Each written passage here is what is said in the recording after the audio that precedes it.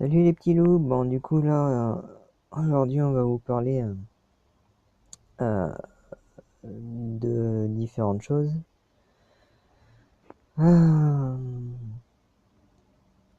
comment dire, par où commencer? On va commencer par simplement en fait essayer de comprendre les différentes phases de l'esprit et l'interaction avec le cerveau. Euh, euh, En fait, comment dire, c'est très simple. On est donc du coup un esprit qui contrôlant un corps. Cet esprit est donc doté d'un petit peu deux phases se-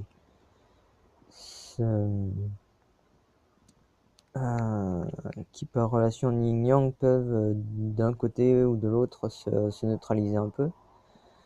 Donc du coup c'est le moi intérieur, l'identité véritable qui l'on est réellement, et du coup l'ego. L'ego, c'est l'illusion de qui l'on est, ce par quoi, par qui, etc. on s'est identifié en fait, mais d'extérieur à nous, au lieu de trouver qui l'on est réellement de l'intérieur, intérieurement se développant en nous-mêmes. Donc c'est quelque chose qui est complètement différent en fait du moi intérieur. C'est ce qui va créer donc du coup en fait les personnalités qui se créent en fait en fonction de ce que les gens pensent de vous, de ce que vous pensez de vous-même par rapport à ce qu'ils pensent de vous exactement en fait, et par rapport à d'autres choses, par rapport à des informations acquises, etc.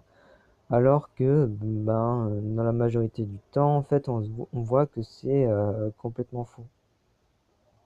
Parce que certaines choses peuvent vous correspondre, d'autres absolument pas du tout, et la plupart du temps, du coup, les gens essayent relativement peu de comprendre les autres et se trompent.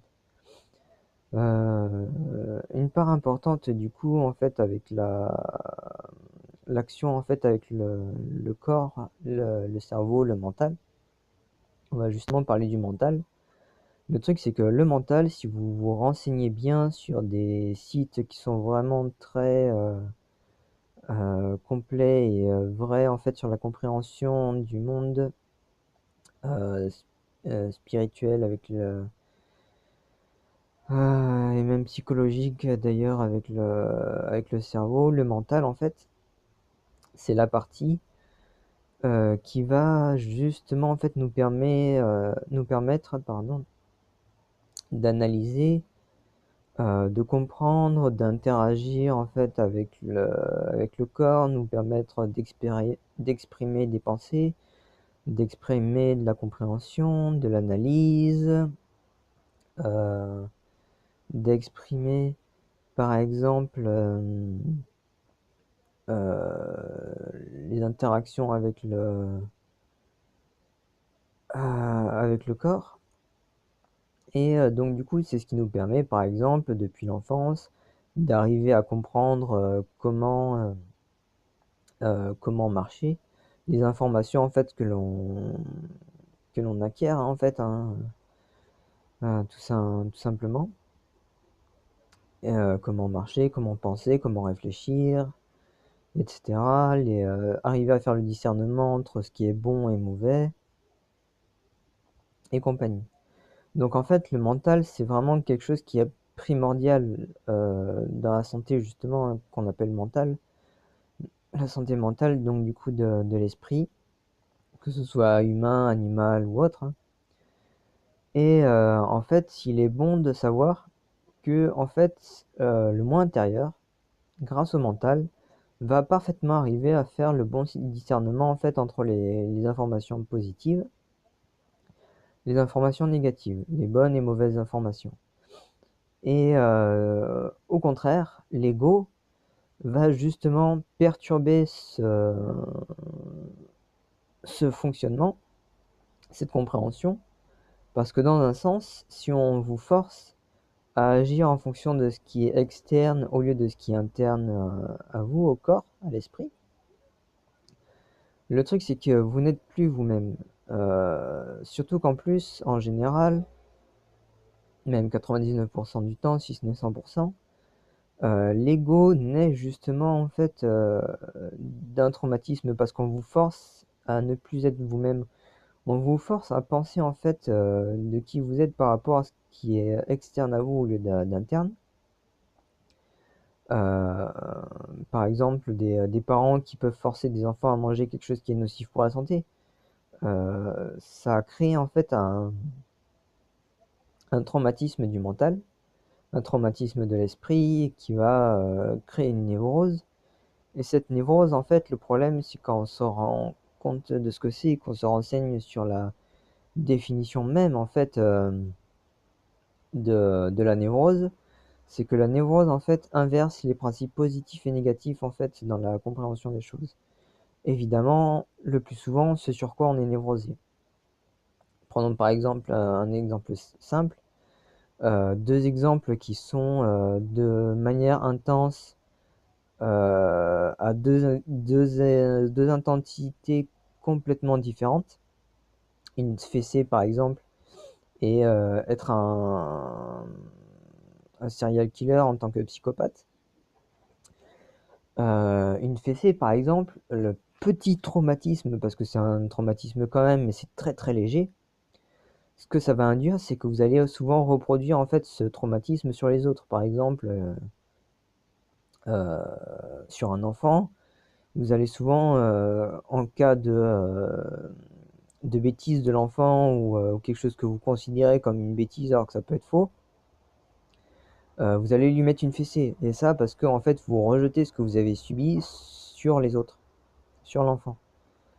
Ça peut se diversifier de manière différente. Par exemple, en étant adulte, le fait souvent en fait de mettre des fessées violentes en fait pendant l'acte sexuel en fait avec une partenaire ou un partenaire. Le truc c'est que ça rejette en fait les traumatismes aussi subis par l'enfance. Donc du coup ça va se rejeter, ça va s'exprimer de façon différente. De façon beaucoup plus intense cette fois-ci. Un psychopathe qui va donc du coup être un tueur en série va rejeter en fait les traumatismes subis, ce qu'il a pu voir ou ce qu'il a pu subir,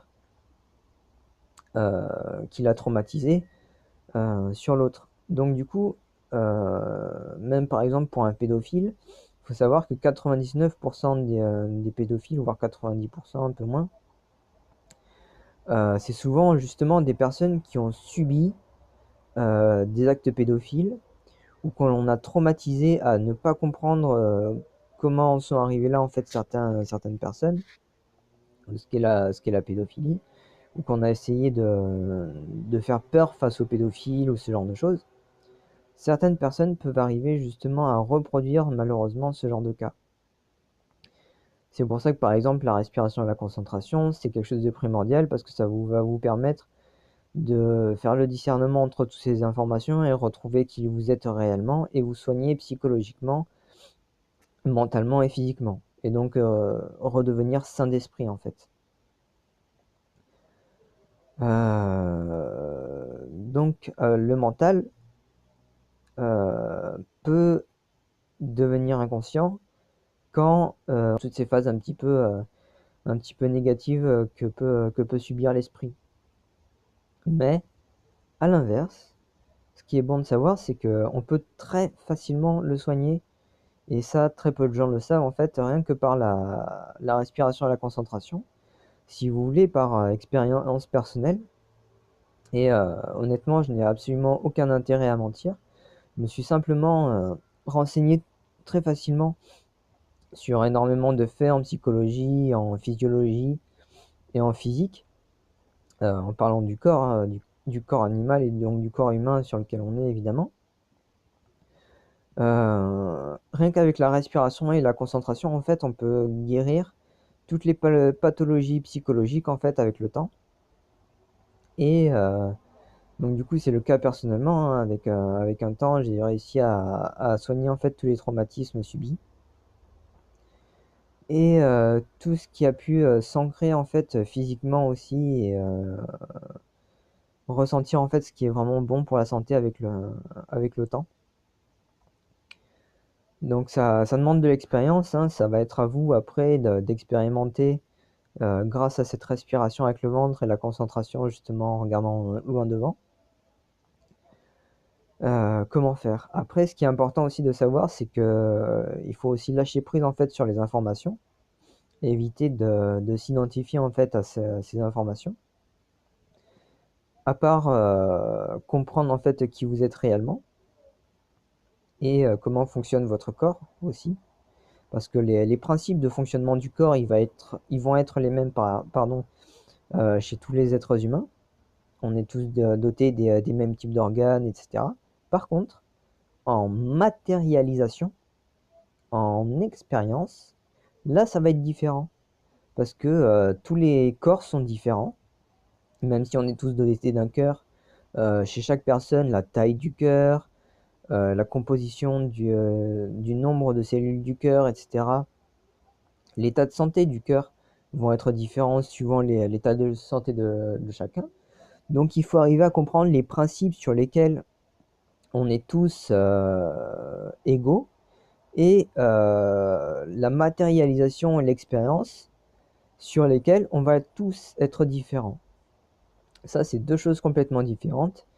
Et il faut prendre conscience que si l'on veut faire des choix personnels, il faut faire des choix personnels qui vont être dans l'accord avec toutes les lois universelles, toutes les lois positives, pour vivre sainement, en bonne santé physique et mentale, et physiologique.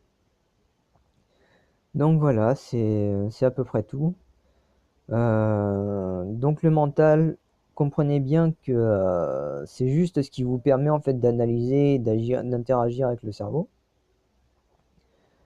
Que c'est seulement en fait l'ego qui va perturber ces informations, la compréhension, l'analyse, etc. de ces informations. Et à l'inverse, le moi intérieur va permettre justement de faire parfaitement en fait l'analyse, le discernement, etc. Enfin bref. Donc du coup, c'est quelque chose qui est vraiment très très facile à comprendre et à arranger.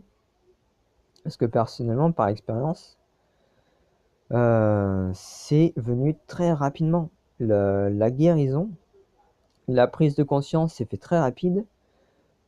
Si vous voulez, en fait, petit à petit, quand le corps a commencé à se désintoxiquer, ça a pris à peine quelques jours, quelques semaines à être ressevré en fait de l'alcool, du tabac et tous ces genres de choses. Parce que tout simplement, en fait, vu que le cerveau est relié en fait au ventre, on ressent et grâce au mental, en fait, grâce à la reconnexion au moi intérieur, on ressent en fait et on analyse parfaitement toutes les informations que l'on emmagasine. Donc on évite toutes les pensées négatives. On retrouve que des pensées positives et neutres. On transforme même parfois les informations négatives avec des informations positives. On s'amuse à, par exemple, changer des mots négatifs avec des mots positifs. C'est une forme d'apprentissage aussi qui, euh, qui est très bonne aussi pour relativiser sur ce qui est négatif. Et par exemple, tout ce qui va être lié aux émotions, vous allez comprendre aussi les bonnes émotions, les mauvaises émotions. Donc les mots qui vont être positifs, négatifs et neutres, les émotions aussi. Et ce qui va être bon, par exemple, pour l'alimentation, par exemple, pour l'air que l'on respire, pour l'hydratation. Parce que du coup, le cerveau est relié au ventre, vous allez aussi ressentir tout ce que vous mangez intérieurement et constamment. Et ça, c'est super important, c'est vraiment primordial dans, dans l'alimentation, la vie de tous les jours, l'hygiène de vie de manière générale. Par exemple, les produits d'entretien, les produits d'hygiène corporelle ou d'hygiène de vie de manière un peu générale. C'est quelque chose qui est vraiment très important parce que justement, ce qui est bien, c'est que ça va vous permettre de ressentir quels produits vont être bons et quels produits vont être mauvais. Donc ça, voilà, ça c'est quelque chose qui est totalement gratuit et accessible à tous. Ça, ça simplifie la vie et ça demande simplement en fait de pouvoir parfaitement contrôler, maîtriser le corps et l'esprit qui nous correspond. Et ensuite, après, en se comprenant parfaitement nous-mêmes, pardon, on arrive à parfaitement comprendre en fait les autres. Donc voilà, c'est simple, c'est très simple en fait parce que du coup, par exemple, vous pouvez aussi ressentir par exemple les aliments qui vont être bons pour vous. Sur le moment présent, vous vous placez par exemple devant un étal de fruits et légumes et autres plantes comestibles, vous vous concentrez sur les aliments et vous allez ressentir en fonction des besoins de votre corps, des demandes en fait énergétiques, etc. du corps, des cellules et compagnie, les aliments qui vont être bons pour vous et pour vous guérir, par exemple selon votre état de santé, etc. C'est quelque chose qui est très simple à faire, il vous suffit juste de vous concentrer dessus et l'information va arriver à votre cerveau, va arriver à votre esprit. Et par une parfaite analyse, avec le temps et l'expérience, vous allez comprendre comment faire. C'est vraiment très très simple. Donc je vous laisse l'expérimenter pour différents types de choses. C'était Alex, Guanyin.